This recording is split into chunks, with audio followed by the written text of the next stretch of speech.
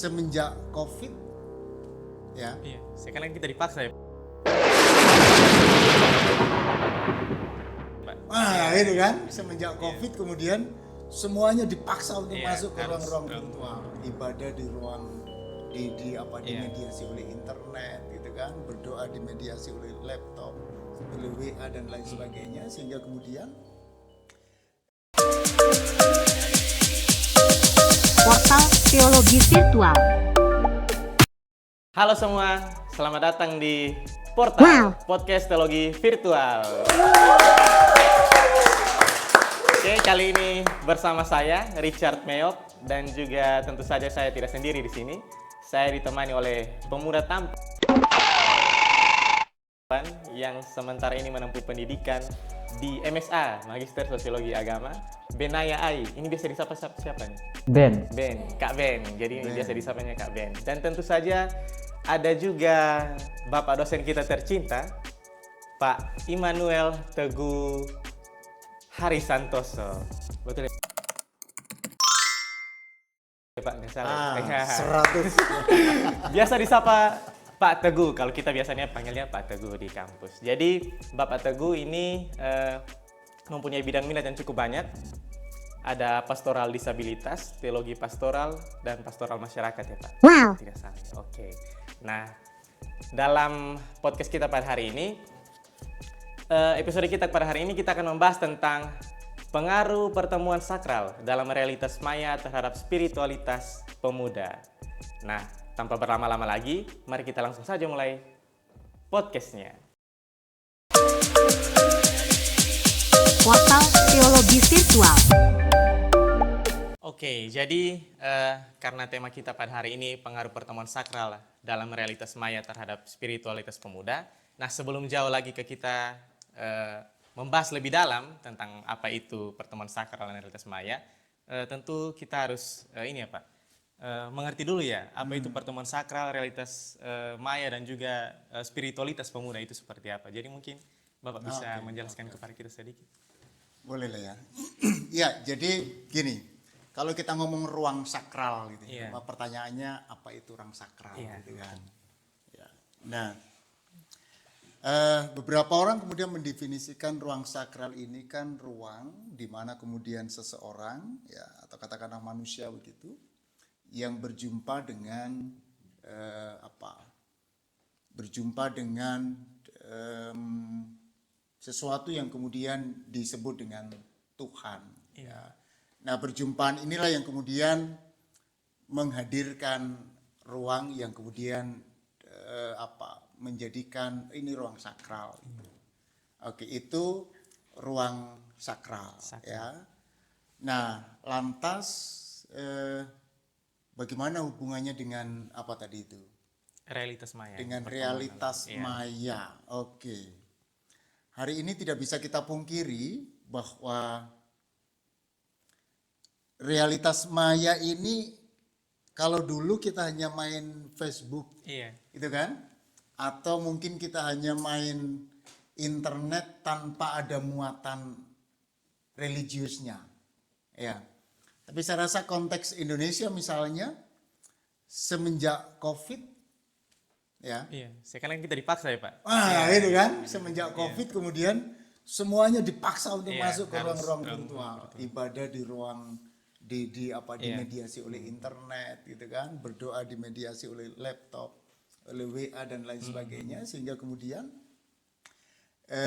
secara tidak langsung membawa pemahaman bahwa ruang maya ini menjadi media perjumpaan ya seseorang dengan orang lain dalam sebuah persekutuan, tapi dalam hubungannya dengan Tuhan. Iya. Ya, nah itu realita yang Iya. yang hari ini mau tidak mau Kita menjadi harus, sebuah iya. kenyataan yang terjadi.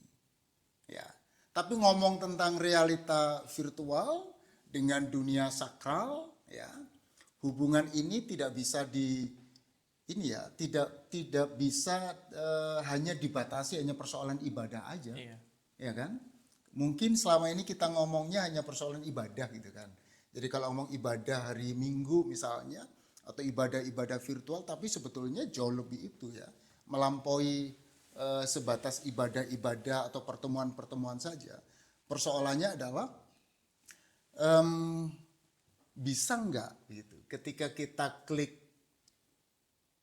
internet, kita klik laptop kita misalnya atau HP kita misalnya, bahwa di situ kita menghayati Tuhan ada. Iya.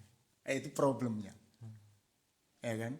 Kalau kita bisa klik satu situs misalnya atau klik apalah begitu dan kita merasakan kita sedang berjumpa dengan dimensi ilahi. Iya, betul. Jadi memang perkembangan teknologi ini cukup pesat. Tidak bisa dipungkiri bahwa ini juga sudah menjadi salah satu kenyataan yang kita harus hadapi. Berarti pertemuan sakral ini tidak hanya terjadi seperti dulu tradisional dan lain sebagainya, tetapi memang kita dengan kondisi yang saat ini, teknologi juga sudah berdampak ke pertemuan-pertemuan religius. Jadi mau tidak mau kita juga harus mengikuti perkembangan zaman yang ini. Seperti itu ya Pak? Iya, iya. Tapi problemnya jangan hanya mengikuti perkembangan zaman. Jangan hanya Ya kan? Jangan hanya kemudian hanya karena alasan teknologi yang semakin maju, Iya. ya kan? Kemudian seolah-olah kita memindahkan ruang-ruang sakra yang tadinya Iya. di gereja, gitu kan? Kemudian kita masukkan, kita pindah ke internet, ya kan? Kenapa? Sebetulnya ada satu menarik ini. Apa tuh Pak? Nah, ini ada J.Y. Kim, ya, J.Y. Kim, ya. Dia menulis ada satu buku yang ia tulis begini, gereja analog ya, analog Iya. church gitu ya. Dia bilang analog church, kenapa kita butuh orang, butuh tempat dan butuh banyak hal gitu. Nah, problem serius bagi dia adalah begini. Ada banyak hal yang ketika kita beribadah di ruang-ruang virtual itu ada pengalaman yang tidak didapatkan di dunia virtual, ya, jika dibandingkan dengan di ruang-ruang analog, Iya, iya. ya kan? Maka pertanyaan dia mau mengatakan begini, kalau kita bisa ibadah di ruang virtual misalnya, tapi bisa nggak memindahkan misalnya perjumpaan, Iya, interaksi. ya kan, interaksi ini ke ruang virtual, ya, oke, di dunia virtual kecepatan dapat, Iya. ya kan, tapi problemnya adalah bagaimana penghayatan interaksinya itu. Oke, jadi di sini problemnya penghayatan tentang interaksi. Betul. Tapi ada satu menarik nih pengalaman Iya, nih. Jadi satu waktu ini COVID nih ya. COVID mungkin ini namanya ibadah hybrid kali ya. Iya. Majelis datang nih di gereja nih, gitu kan. Majelis datang di gereja, tim musik komplit di situ. Saya melayani bangku kosong, gitu kan. Bangku kosong ini terhubung di YouTube kan, Iya, terhubung di live. YouTube, gitu kan. Tapi sebelum ibadah saya dipesen nih untuk tim multimedia, Pak Pendeta tolong nih nanti ketika Pak Pendeta khotbah, saya akan masuk saya akan munculkan di layar itu nama-nama jemaat yang sedang komentar di kolom chat. Jadi interaksinya lewat komen. Di situ Iya. betul. Nah, saya membuka khotbah itu, Iya. saya dulu dengan salam. Iya. Shalom, halo misalnya Richard yang ada di Iya, iya. Papua, Iya. yang ada di Kupang, Iya. gitu kan. Saya sebutin satu-satu nih. Ya. Kenapa? Karena iya, saya pikir itu menarik juga ya. Iya. Karena bayangan saya khotbah di ruang kosong, hanya berjumpa dengan kamera begitu, yang saya sedang berinteraksi dengan siapa nggak Iya. ngerti gitu kan. Problemnya ada di situ. Tapi dari situ saya merasakan, iya juga ya. Interaksinya caranya adalah jemaat mengklik dengan sapaan, salam dari kami yang ada di Kalimantan untuk teman-teman yang ada di Salatiga gitu. Nah, saya merespon itu. Ya, sehingga secara tidak langsung mau mengatakan bahwa dialektika beribadahnya itu ada di situ. Di situ. Itu pengalaman dari Bapak yang mungkin Itu cukup pengalaman menarik itu, ya. ya. Kalau kita tanya dulu nih Kak Ben, gimana nih? Ada pengalaman mungkin kan ini apa ya? Mungkin dari masa-masa Covid atau mungkin kan itu dipaksa juga kan kita harus beribadah secara online dan lain sebagainya. Atau mungkin apa? Kesini ini mungkin ada pengalaman ibadah yang virtual atau mungkin gimana gitu? Pengalaman ibadah yang virtual pasti memang ada karena kita semua melalui masa-masa di mana COVID itu dari booming sampai sudah selesai, tidak ada ketakutan lagi. Jadi memang kita umat beragama dipaksa untuk tidak melaksanakan ibadah kita secara tatap langsung melalui dunia virtual. Ya untuk pribadi ya, kalau saat mengikuti ibadah yang ada, kalau mungkin seperti tadi Pak Teguh bilang, saat melayani bangku yang kosong itu, adanya interaksi melalui komentar. Mungkin itu kita yang sebagai jemaat yang sedang mengikuti ibadah, mungkin kayak merasa, oh ada interaksi di situ sekalipun dunia virtual. Jadi bagi saya itu sangat-sangat penting. Sangat-sangat penting untuk kayak merasa, oh ternyata sang pengkhotbah tahu kalau kita mengikuti ibadah ini. Walaupun lewat membaca memberikan salam. Sekalipun. Tapi kalau misalkan Tapi merasa ibadah nggak sih? Iya, itu yang jadi pertanyaan. kalau ditanya merasa ibadah atau tidak, kayaknya tidak bisa digeneralisasi karena itu spiritualitas itu bicara tentang masing-masing hubungan kita dengan Tuhan. Mungkin kan ada problem yang kalau menjadi pertanyaan anak muda zaman sekarang kayak mereka berpikir, lah itu nanti ibadah pun kita kalau buka HP kadang-kadang matiin kamera atau apapun langsung buka ke tempat yang lain. Banyak-banyak yang tergoda gitu. Kalau itu kalau menurut Kak Ben kira-kira pengalaman spiritualitas ini apa ya? Lebih merasakan kedalaman pengalaman spiritualitas pada saat apa? Yang bertatap muka secara langsung atau mungkin lewat virtual? Menurut Kak Ben itu gimana? Ada plus minus, tergantung orang. Tapi kalau saya lebih merasa saat tatap muka secara langsung. Karena tidak bisa dipungkiri kalau kita manusia butuh yang namanya interaksi secara langsung. Tapi tidak juga menutup kemungkinan kalau kita bisa merasakan interaksi jika konteksnya itu seperti yang tadi Pak Teguh katakan. Jadi tetap harus ada interaksi meskipun dari dunia virtual. Mungkin ini juga jadi pertanyaan besar ya. Karena manusia yang butuh interaksi. Jadi bagaimana di dalam orang yang melaksanakan ibadah secara virtual bisa menciptakan suatu inovasi supaya sekalipun dia secara virtual tapi jemaat itu bisa merasakan oh ternyata sang pengkhotbah, sang pemberita firman mengetahui kalau saya itu mungkin interaksi jadi penting bagi saya. Jadi mungkin ini kembali ke Bapak lagi ini. Kalau begitu mungkin bagaimana nih pemeran komunitas daring ini Pak? Atau kelompok virtual ini dalam membangun atau mungkin memperdalam pemahaman spiritualitas mereka, mungkin khususnya bagi generasi muda ya Pak. Ya. Kan ini kata Kak Ben tadi bilang karena itu ada plus minus. Oke. Jadi ngomong spiritual di dunia virtual ini memang agak sulit ya.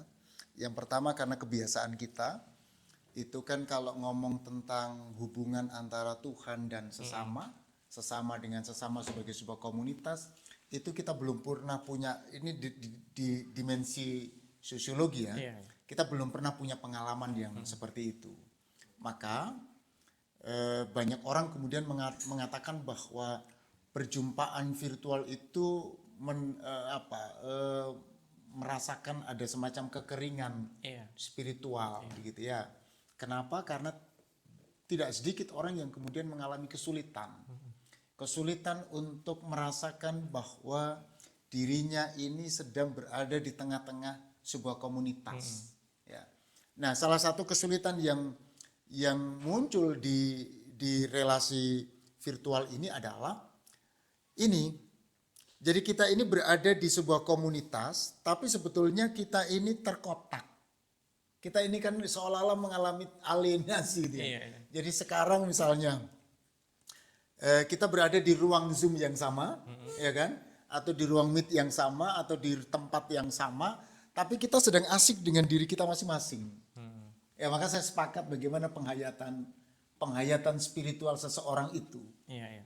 ya kan?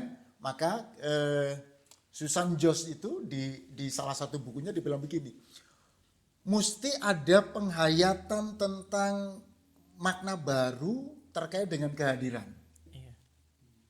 ya kan? Kalau kita ibadah di tempat umum, di gereja, duduk bareng, bisa salaman, itu kehadiran berarti kehadiran fisik. Kehadiran fisik. Ya kan? Iya, iya. Kehadiran fisik di situ. Nah, tapi dia bilang begini, perlu dimaknai. Karena virtual itu dia real, tapi real secara virtual, ya kan? Tidak real secara fisik. Maka dibilang mesti ada penghayatan kehadiran dalam makna yang baru.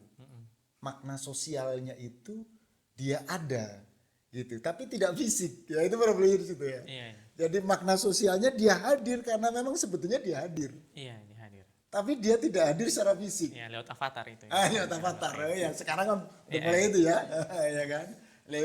Muncul di situ. Nah, dia hadir di situ. Nah, maka ya itu ya. Bisa nggak kita memaknai, satu mesti memaknai ulang kehadiran. Iya. Ya kan? Kalau begitu persekutuan-persekutuan kita virtual itu perlu kita rumuskan ulang. Bagaimana penghayatan kita hadir dalam sebuah ruang virtual itu seperti apa? Itu yang pertama. Yang kedua adalah ketika kita ada di ruang virtual itu apakah saya suka dengan ini sih, suka dengan apa namanya?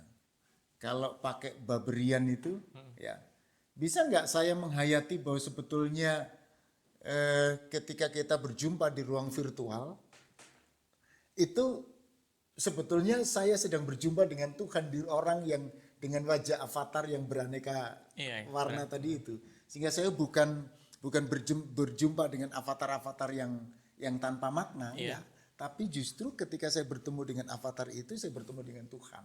Nah, ketika penghayatan saya bertemu dengan Tuhan di ruang itu, maka sebetulnya saya merasakan oh ya Ada kehadirannya. betul, ada kehadiran Tuhan di situ. Iya, iya betul. Oke, kalau gitu ini Pak, saya melihatnya begini. Kalau kita misalnya kita menerima, memaknai baru tentang pengalaman kehadiran akan Tuhan dalam dunia virtual, kira-kira Pak, kalau semakin ke sini misalnya orang kan mulai dengan ini pekerjaan mobilitas yang tinggi dan lain sebagainya, menghadapi pekerjaan dan dunia di luar selain di dalam gereja dan lain sebagainya. Nah, bagaimana ini juga menurut saya ini juga menjadi salah satu jawaban untuk mereka ketika mereka bangun pagi harus cepat untuk Ke gereja. ke gereja dan lain sebagainya tanpa mungkin berdoa dan sebagainya. Ini mungkin bisa menjadi salah satu solusi ketika ruang virtual ini ada di pagi hari untuk mereka, mungkin kalau untuk mereka lupa berdoa dan lupa beribadah. Begitu satu kali klik begitu sudah berjumpa dengan sebuah komunitas, kita masuk di ruang-ruang virtual begitu ya. Tanpa takut ini terlambat dan lain sebagainya, mungkin karena bangunnya kesiangan atau mungkin seperti itu. Oke, secara keilmuan mungkin kita bisa menghayati model yang seperti itu ya. Saya sih sepakat dengan J.Y. Kim ya. Meskipun memang kita sangat dibantu, kenapa? Karena dengan dunia virtual itu kita bisa menjangkau banyak orang. Ya, itu yang pertama. Siapapun dalam kondisi apapun kita bisa menjangkau. Bagi teman-teman, kebetulan saya senang nih dengan diskusi disabilitas gitu kan. Bagi teman-teman yang mengalami kerentanan mobilitas gitu kan, tidak bisa berjumpa dan tidak bisa hadir di gereja, itu sangat menolong ya. Bagi teman-teman yang sangat sibuk dengan pekerjaan, itu juga sangat terbantu dengan hal-hal yang seperti itu ya kan. Tapi problemnya adalah apakah penghayatan spiritual perjumpaan itu membawa dia berjumpa dengan Tuhan enggak? Kalau misalnya seseorang menghayati bahwa oke deh, bahwa Tuhan itu maha hadir, omnipresent itu dia hadir di mana-mana, termasuk di ruang virtual itu dia hadir, maka mereka bisa di situ. Tetapi ketika seseorang masih dengan konsep lama, dengan pemahaman bahwa yang namanya ruang sakral itu adalah ruang meditatif, itu adalah gedung-gedung gereja, di mana tempat umat berjumpa dengan umat yang lain, tempat umat beribadah bersama, maka akan sulit untuk membawa dalam penghayatan bahwa perjumpaan-perjumpaan virtual itu akan membantu dia, ya. Dengan begitu mau mengatakan adalah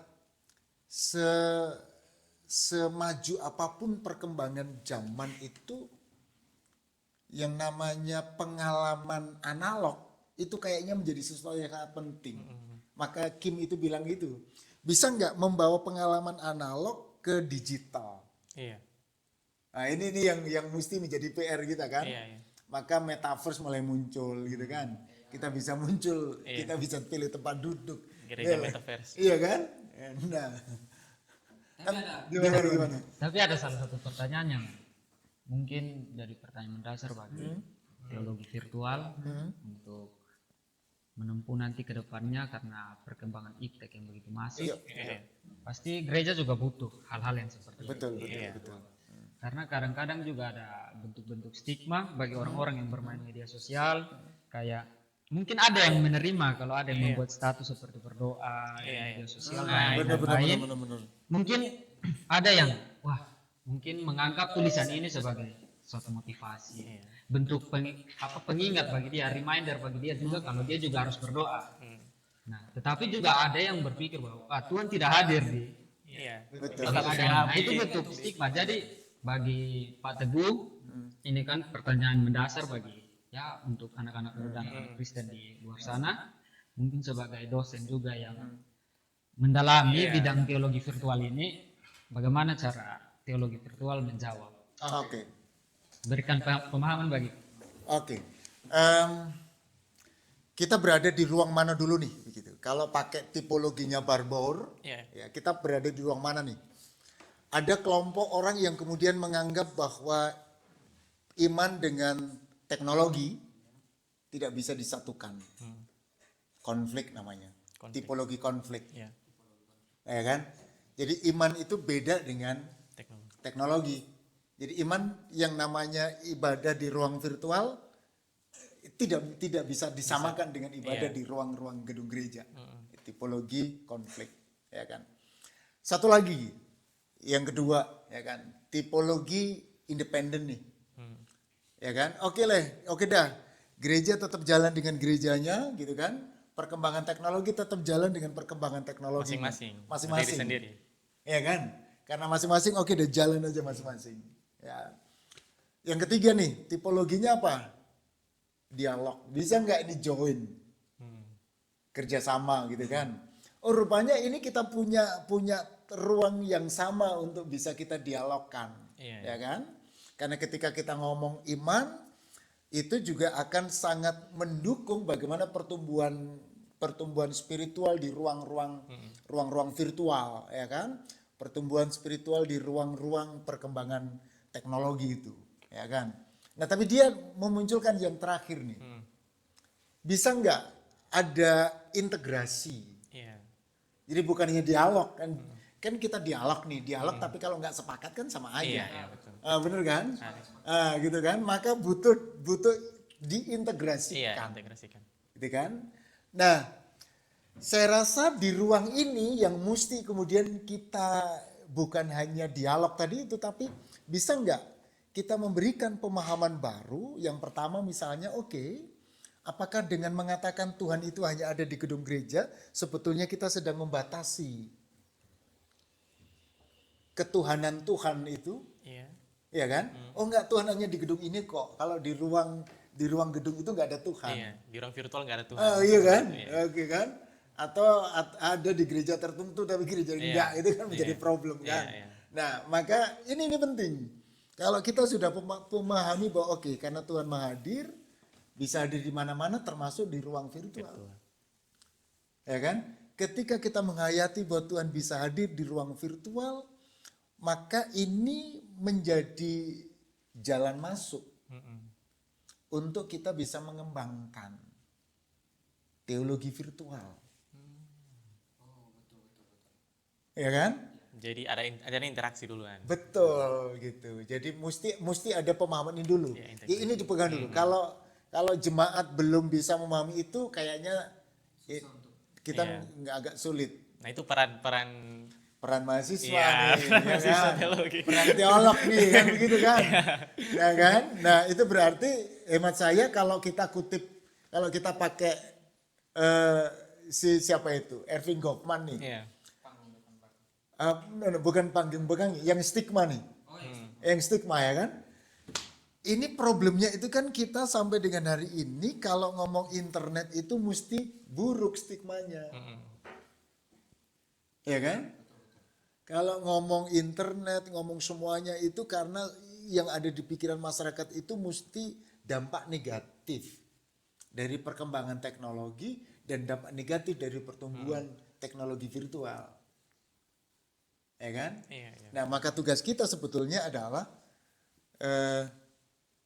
mengedukasi, Iya, mengedukasi. ya kan? Satu, memperkenalkan dulu deh apa itu teologi virtual, gitu kan? Oh ternyata bahwa Tuhan juga bisa hadir di ruang-ruang Iya. virtual.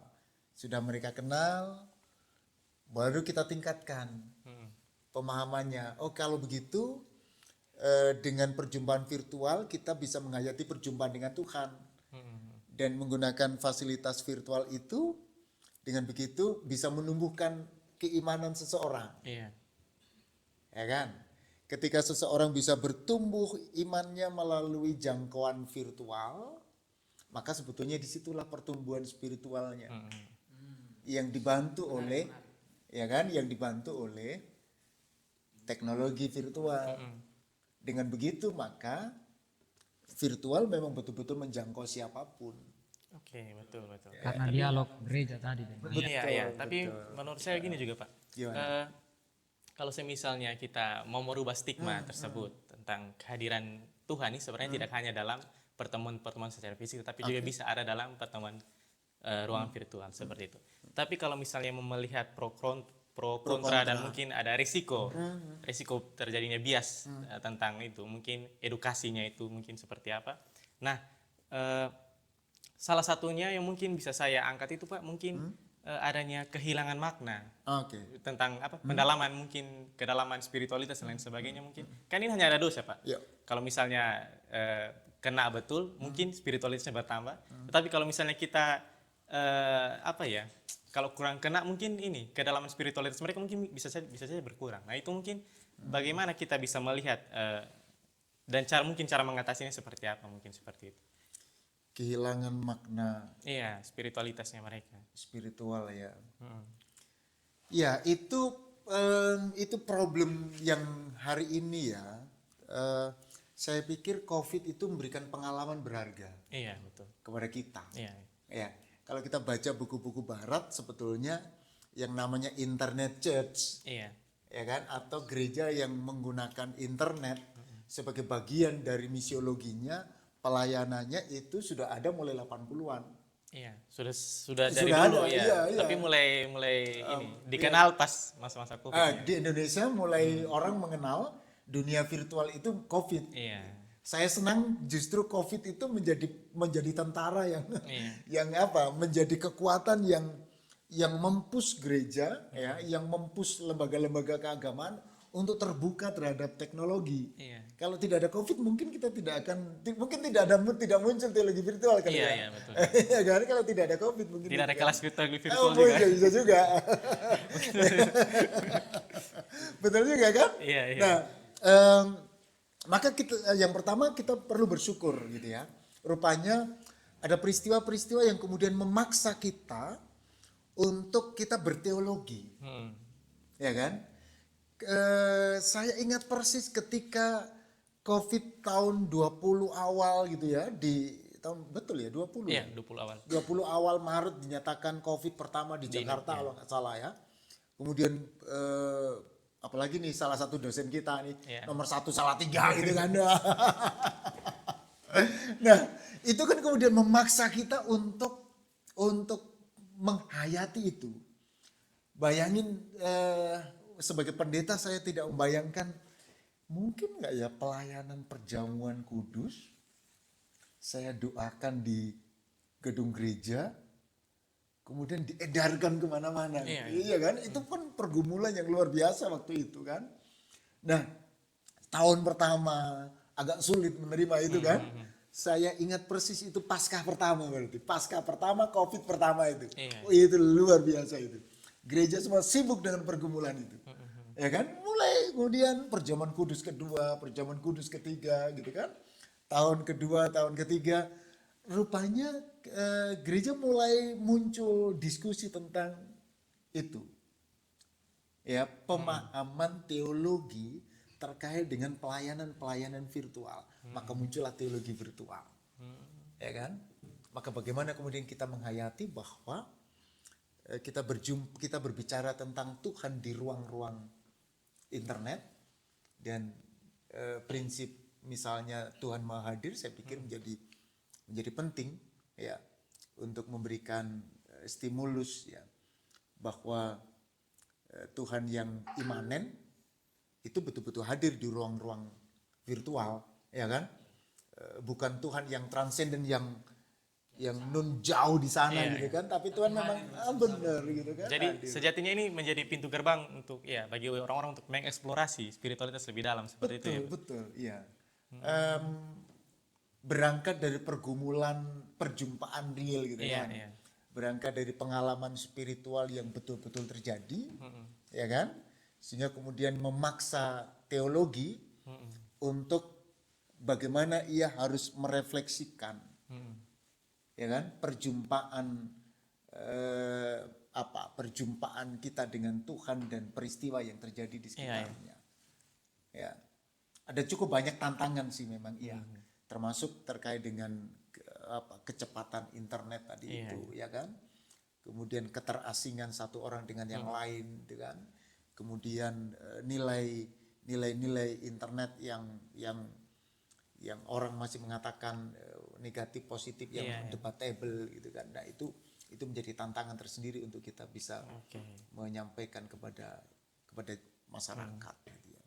Oke. Kak Ben sebagai perwakilan generasi muda ini. Jadi melihat banyaknya ini problematika fenomena yang terjadi.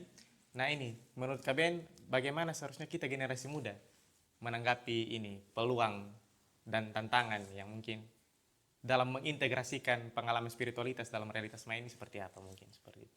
Sebelumnya dari penjelasan Pak Teguh, Pak dosen kami yang maupun di bidang ini juga sangat-sangat menarik. Jadi setelah punya beberapa pertanyaan secara umum yang memang di kalangan anak muda bertanya hal demikian seperti yang beberapa tadi sudah saya sampaikan, ini menjadi suatu landasan untuk supaya bagian perkembangan gereja bersama ilmu pengetahuan dan teknologi ini tidak distigma secara buruk, bahwa orang bisa kayak merasa aduh saya kurang iman kalau tidak hadir langsung ke gereja.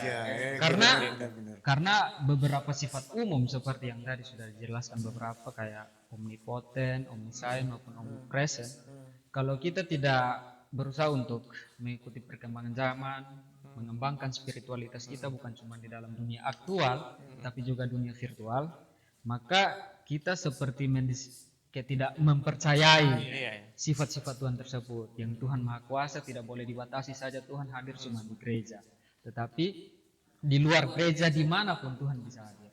Terus seperti Tuhan Maha Tahu, Tuhan juga bisa mengerti bukan bahasa khotbah, bahasa yang kita gunakan di dalam gereja, yang pendeta biasa sampaikan, tetapi bahasa-bahasa digital pun Tuhan bisa tahu. Yang biasa orang ketik-ketik Tuhan terima kasih dan lain-lain di dalam media sosialnya, mungkin Instagram, Twitter maupun WA dan lain sebagainya, Facebook juga. Ya, itu doa juga ya. Iya. Dan percakapan dengan Nah, Tuhan. itu kan yang sering mendapat stigma, tetapi dari penjelasan Pak Teguh di sini memberikan landasan bahwa memang kita sebagai anak muda Kristen ya perlu untuk edukasi ini. Karena setelah mengikuti podcast hari ini, saya bisa tahu kalau oh ternyata dunia virtual itu tidak sekaku itu, tidak seburuk pandangan orang-orang. Nah, makanya teologi virtual mungkin menjadi sesuatu edukasi yang sangat penting bagi anak muda zaman sekarang. Mungkin dapat berguna mengurangi stigma terhadap perkembangan ilmu pengetahuan dan teknologi. Bukannya kita menghindar, tetapi kita bisa memakai itu untuk mengkolaborasi, mengeksplor lagi ataupun Spiritualitas yang memperdalam pengalaman spiritualitas kita bersama dengan Tuhan. Iya. Untuk bagaimana perkembangannya itu kan kembali lagi bagi saya itu proses kita masing-masing dengan Ya, jadi hadirnya ini teknologi khususnya teknologi virtual ini bukan untuk apa ya, bukan untuk mempermudah teman-teman yang malas ke gereja terus hanya tiduran lalu menonton dari ini ya, itu bukan seperti itu ya konsepnya ya Pak ya, bukan seperti itu kan Pak. Karena sepertinya itu membantu saya untuk semakin malas tidak ke gereja lalu hanya membuka YouTube terus tidur. Tapi tidak seperti itu ya Pak. Mana persembahanmu? Iya. Jadi mungkin Pak ini bisa kasih batasan mungkin sedikit Kak Pak, mungkin sejauh mana kita terjun ke dalam ibadah virtual atau mungkin lain sebagainya. Mungkin Pak bisa kasih kita sedikit batasan. Bagaimana kita membangun, berarti gimana? Coba bisa diulang? Ini kan contohnya saya Pak. Saya ini terkadang, bukan terkadang tapi sering kali juga. Sering Karena berarti ya. ada ibarat online. Saya Oke. merasa saya dibantu kemalasan saya. Jadi saya tidak pergi ke gereja, saya hanya membuka dari YouTube, lalu saya tidur kembali.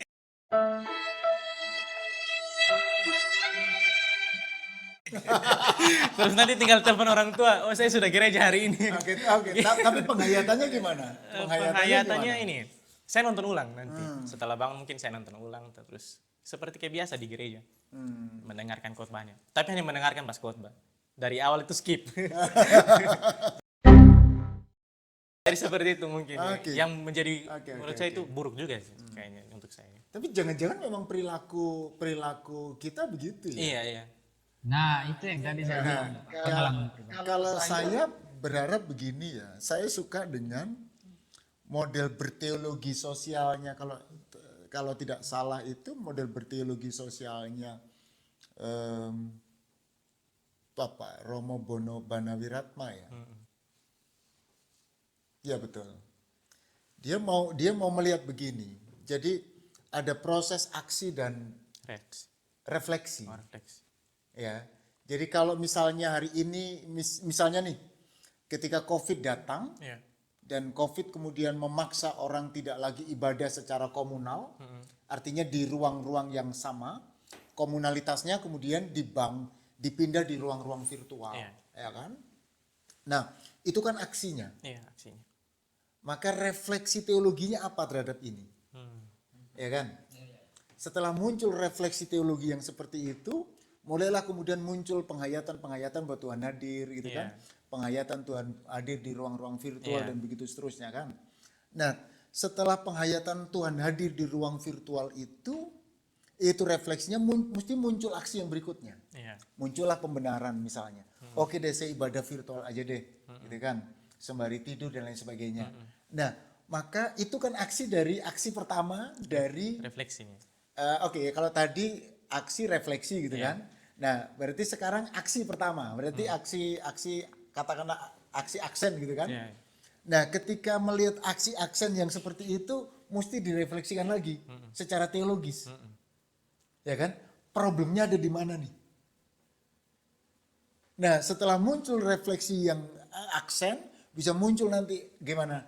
Aksi. Iya, nah artinya yang mau saya katakan, untuk menghadirkan sebuah spiritual virtual dalam perjumpaan maya itu, bisa nggak kita lakukan aksi refleksi itu? Dan itu terus menerus. Iya. Kalau ternyata ketika kita mengembangkan refleksi virtual itu, misalnya berdampak stuck terhadap pergumulan iman kita, spiritual kita, nah kita mesti merefleksikan. Jangan-jangan refleksi kita yang salah. Iya, iya. Betul, betul. Dan begitu seterusnya. Iya. Saya sangat suka dengan model yang begitu. Kan itu akan mengontrol bangunan teologi kita. Iya, iya. Ya. Ya, saya pikir di situ Cukup ya. menarik di situ ya. Saya pikir di Jadi, situ ya. Kembali lagi ke refleksi kita bagaimana kita menanggapi itu. Ini apa? Ibadah virtual yang kita lakoni seperti Ya, itu ya. Pak. sehingga batasannya tidak Iya. bisa A, B, Iya, C iya, betul, gitu betul. karena Oh, iya. karena pasti agak-agak sulit memberikan Iya, iya, betul, begitu betul, ya. betul. Oke, ini mungkin terakhir nih Pak dan Kak Ben. Kira-kira ada harapan nggak ke depannya untuk mungkin pemuda atau mungkin gereja-gereja atau apa ya para pemuda di setiap gereja dalam ini merespon tentang perkembangan ilmu pengetahuan teknologi yang cukup berkembang pesat dalam ini dampaknya terhadap gereja dan lain sebagainya. Dan mungkin juga nanti Bapak juga kasih satu stimulus terakhir. Kalau sebagai anak muda, pasti fokusnya ke ya kebaikan untuk anak muda di setiap gereja, untuk kayaknya yang stigma terhadap perbuatan-perbuatan yang ada di media sosial seperti yang meningkatkan sebuah spiritualitas, mungkin bisa melalui teologi virtual bisa lebih memandang itu sebagai sesuatu yang positif daripada dan melakukan kayak memposting hal-hal yang tidak ada gunanya. Masih lebih baik kalau dia kayak tiap pagi pakai kata selamat pagi, ada firmannya seperti dan motivasi juga. ya itu bagian dari motivasi kita untuk mengingat bahwa kita memang orang-orang yang beragama, tidak kayak mengingatkan kita supaya mengawali aktivitas pagi hari itu dengan mengingat Tuhan. Tapi ini bukan pamer ya, bukan pamer. Bukan dalam kategori pamer. Karena kembali lagi seperti yang tadi Bapak dosen kami bilang, itu bagian dari refleksi kita. Yang penting yang penting dia tidak melakukan kejahatan walaupun dosa dan lain-lain kan tidak masalah, why not kan? Jadi itu saja kayak stigma bagi perkembangan ilmu pengetahuan dan teknologi bukan lagi dihindari, tapi bisa menjadi suatu kolaborasi untuk memperdalam spiritualitas. Itu harapan dari saya. Ya, betul. Itu dari kaum muda nih. Oke. Nah, ini dari Bapak dosen. Saya yang jelas virtual dan spiritual itu bukan dua entitas yang patut untuk dipertentangkan. Iya. Ya kan? Kenapa? Kalau ini dipertentangkan maka kita akan kembali ke masa dulu kan, ketika pertentangan antara iman dan teknologi begitu kuat. Ya, itu yang pertama. Ya. Yang kedua, sepertinya kita perlu membangun habit baru. Ya. Habit spiritual yang nyata di dunia virtual. Contoh menarik tadi kan, begitu bangun berdoa sambil pasang status kali ya. Terima kasih Tuhan sudah membangunkan saya di gitu pagi kan. hari. Iya kan, begitu kan. Maksudnya apa? Justru ketika dia pasang status itu mesti ada penghayatan spiritualnya enggak? Iya. Maka pamer tadi itu kan. Ya kan? Kalau misalnya dia merasakan bahwa sebetulnya dia tidak sedang pamer, tapi sebetulnya dia sedang membaca atau sebetulnya dia sedang berkomunikasi dengan Tuhannya melalui ini. Ya kan? Itu kan habit yang baru berapa tahun sih ada di kita gitu kan. Nah, maka habit ini perlu kita bangun. Supaya apa? Supaya ketika kita pegang perangkat teknologi itu yang berhubungan dengan teknologi virtual dan lain sebagainya, di situ sebetulnya kita sedang berjumpa dengan Tuhan di ruang-ruang itu. Nah, dengan begitu maka apapun yang dilakukan saya pikir dia sedang berkomunikasi dengan Tuhan. Oke. Ya, itu habit baru. Itu habit baru. Ya kan? Nah, itu akan terus menumbuhkan satu spiritualnya. Ya kan? Ada baru berdoa, yang berikutnya apa? Mulai membangun persekutuan dengan yang lain juga melalui dunia itu. Betul, ya kan? Nah, di situ teologi virtual main di situ. Oke, jadi pada hari ini kita mempelajari banyak hal yang menarik. Salah satunya ada hal baru, yaitu teologi virtual dalam dunia teologi, yang dimana dia mempelajari tentang dunia-dunia virtual dan juga khususnya berkaitan dengan iman. Nah, menyangkut dengan perkembangan teknologi yang mungkin kita tidak bisa pungkiri lagi, Pak. Kita tidak bisa memandang antara iman dan teknologi ini sebagai dua hal yang berjalan masing-masing. Jadi, kehadiran teologi virtual ini mau menjembatani antara iman dan teknologi untuk membantu kita memaknai secara baru, atau tadi kata Bapak Teguh, membuat habit baru, bahwa pengalaman spiritualitas bisa ditemukan juga dari ruang-ruang virtual, dan juga tentu saja kehadiran Tuhan tidak terbatas hanya lewat pertemuan secara fisik, tapi juga ada dalam ruang-ruang virtual tersebut. Nah, jadi cukup menarik pembahasan kita pada hari ini. Tetapi teman-teman jangan lupa untuk saksikan dan subscribe dan lain sebagainya. Kita akan mengakhiri podcast kita pada hari ini dan sampai jumpa di portal podcast teologi virtual selanjutnya.